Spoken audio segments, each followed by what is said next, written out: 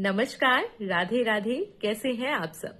मैं आपकी दोस्त डॉक्टर स्मृति आज रूह स्मृति से राधा स्मृति पर आप सभी का हार्दिक स्वागत करती हूँ, अभिनंदन करती हूँ। दोस्तों, आज मैं आपके लिए एक बहुत सुंदर सा प्रश्न लेकर आई हूँ। जी हाँ, बहुत ही क्यूरियोसिटी हो रही थी मुझे ये जानने की, बहुत ही इच्छा हो रही थी कि जो अनुभव मेरे जीवन में हुआ है, क्या आपके जीवन में भी वही अनुभव हुआ है या उससे कुछ मिलता जुलता? जरूर अपनी राय बताइएगा।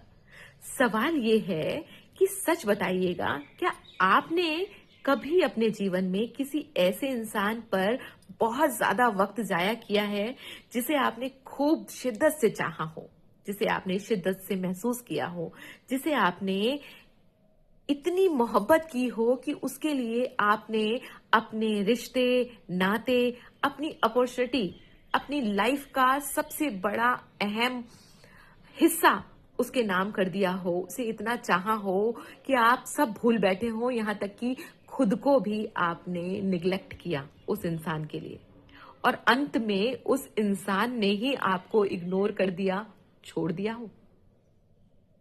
हुआ है ऐसा? जरूर हुआ होगा, होता है, हम सबके संग होता है। जरूरी नहीं कि वो मोहब्बत के रूप में हो, वो किसी ना किसी रिश्ते के रूप में जरूर होता है।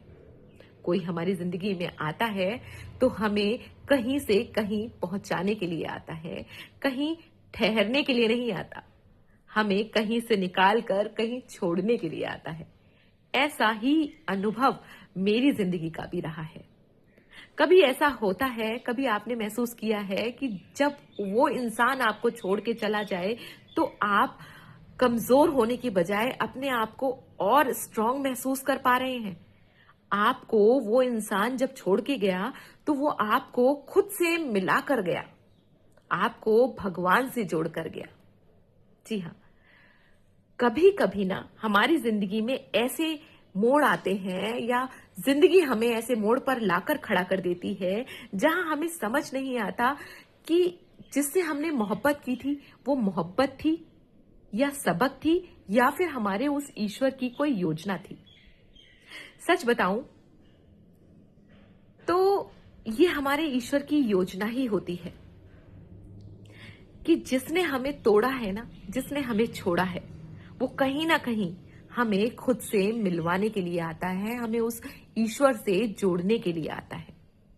वो हमारा एक ऐसा कार्मिक अकाउंट होता है जिसे हम मोहब्बत समझ लेते हैं, जिसे हम प्रेम समझ लेते हैं, जिसकी मौजूदगी में हम सारे दर्द भूल जाते हैं, जिसकी बातों में हम सुकून ढूंढने लगते हैं। हमें लगता है बस यही मोहब्बत है, बस यही हमारी दुनिया है।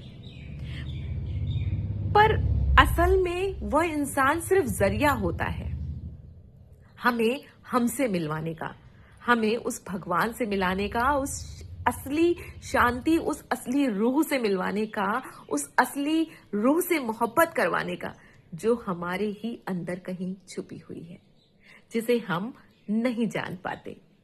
बाकी रिश्ते नाते तो ठहरने के लिए नहीं होते, वो एक ना एक दिन हमें छोड़कर चले ही जाते हैं।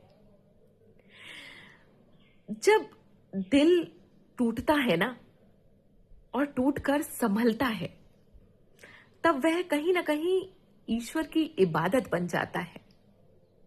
फिर इंसान किसी से शिकायत नहीं करता, बस मुस्कुराकर हर रिश्ते को जीता है, हर रिश्ते को थैंक यू कहता है कि वो आए तो ठीक, रुके तो ठीक, जाए तो ठीक, फिर उसे कोई फर्क नहीं पड़ता।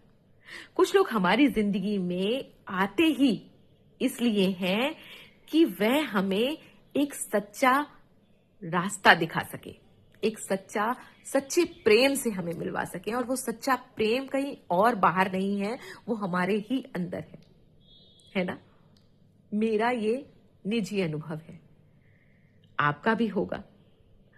इस पर मैंने 4 लाइनें लिखी हैं कि इश्क अगर रूह से हो, कि इश्क अगर रूह से हो तो वह किसी इंसान पर खत्म नहीं होता, कि इश्क अगर रूह से हो तो वह किसी इंसान पर खत्म नहीं होता, वह धीरे धीरे इबादत बनकर राधा के नाम में उतर जाता है। किसी से इतना प्यार मत करना किसी से इतना प्यार मत करना कि उसके जाने के बाद तुम्हें भगवान को ढूंढना पड़े। प्यार ऐसा करो कि उसके जाने के बाद तुम्हें भगवान मिल जाए। जैसे इश्क ने जब दिल तोड़ा तो शिकायत बहुत थी फिर राधा नाम लिया और समझ आया कि जो टूटा था वही तो मुझे भगवान तक ले आया था, है ना? आपकी क्या राय है, जरूर बताइए इस विषय पर। क्या आपने कभी वो सच्ची शांति, वो सच्चा सुकून, वो सच्चा प्रेम महसूस किया है? जरूर साझा कीजिएगा रूहे स्मृति पर। तब तक के लिए अपना ढेर सारा ख्याल रखिए, खुश रहिए, मस्त रहिए, सबसे प्रेम कीजिए, पर सबसे पहले जो उस बनाने वाले ने हमें श्वास रूपी प्रसाद दिया है उससे भी प्रेम कीजिए।